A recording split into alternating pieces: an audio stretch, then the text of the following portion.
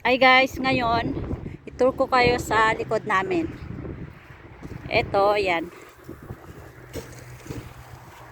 So ayan yung likod namin. Meron kami dito blackberry. So ito dito um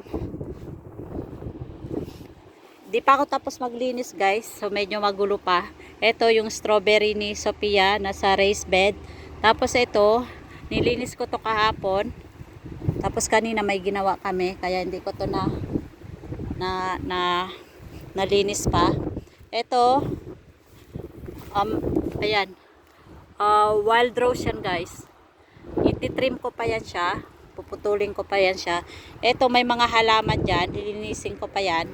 So ayan. Ito meron ding halaman dito. So ito yung mga bricks. Dito kami dati nagbaburn ng mga kahoy, pero nilipat ko na doon kasi unti-unti ko siya ng linis pinakalikod. Tapos ito dito nilagay ko na yung mga manok sa likod kasi grabe yung hangin, saka pumupunta sa harap, sa mga ayaw ko sila sa harap kasi yung mga moms. Ito dito wild days, wild days ito guys. Tapos ayan, may sunflower yan dyan kasi last year may sunflower yung mga manok dito. Nilagyan ko sila ulit ng sunflower, yung malalaking sunflower. Tapos more sunflower doon sa likod. Ayan, dati guys grabe yung damo dito, inunti-unti ko ng linis. So ayan, ito yung sunflower na naputubo ko sa buto. Ayan super dami ang dami niyan guys. Meron din doon sa malaking paso. Pakita ko sa inyo. Ito dyan, meron yan dyan dito guys. Ayun ang dami. Tapos, ito nilagyan ko ng fence para hindi makapasok yung manok. Ayan, kasi nagtapon ako ng andaming mga seeds na sunflower. Ayan nagsitubuan na sila. So dito guys, sunflower yan dito guys. Lalagyan ko ng mini sunflower farm char. Tapos ito lilinisin ko pa grabe yung hangin dito guys. Tapos dito ako nagsusunog. Bawal pa magsunog dito guys kasi may ano ba yun, fire ban. Pag fire ban, bawal magsunog. Pag mahuli, magbabayad. So May pa yung pwede kami magsunog. So April pa lang ngayon. Ito dito, marami yan sunflower dito guys. So ililipat ko yan sila doon sa may gilid ng garahe. Kaya ako tinakpan kasi para hindi makapasok yung mga manok. So ito dito, lilinisin ko pa yan guys kasi lalagyan ko din ng sunflower dito, sunflower doon, tapos sunflower doon.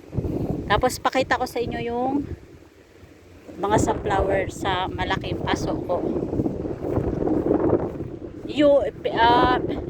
Bale, eto dito, nilinis ko dito.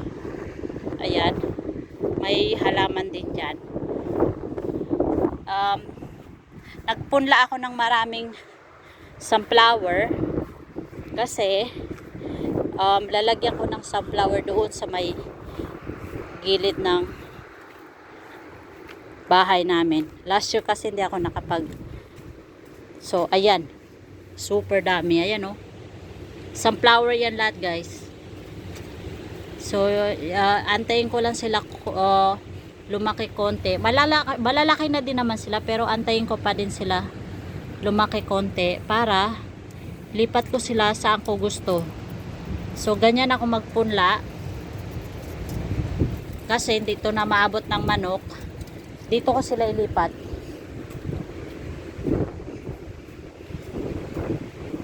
Nagputol kami kanina ng mga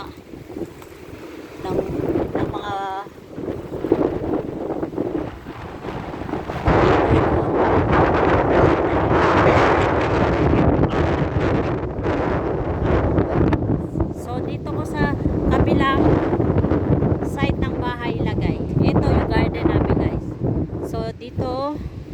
last year dito yung sunflower ko dito sa my garden, pero ngayon nilinis ko na to sa may kabilang gilid ng side ng bahay namin. So dito yung magiging sunflower din.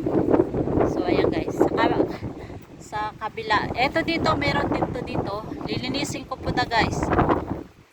Dinadahan-dahan ko lang yung linis. So eto dito lilinisin, may mga halaman din dyan. So ayan, sa likod to ng bahay. Ito yung mga bricks, ililipat ko pa yan sila guys doon sa pinakadulo. Yung sa may mga sunflower doon. Lilipat ko pa yan dyan, mahina yung kalaban. Dinadahan-dahan ko lang guys. So ayan yung paligid namin. Maya konti, susunduin na namin si Sophia. So ayan guys. Thank you for watching guys. May na naman ulit. Ipakita ko ulit sa inyo update sa aking mga halaman. Thank you for watching. Please subscribe to our channel, Silana and Sophia Vlog. Bye everyone. Magko-collect pala ako ng itlog mamaya guys. Pakita ko sa inyo. Kasi nakalimutan ko mag-collect kahapon. So ayan guys. Bye everyone.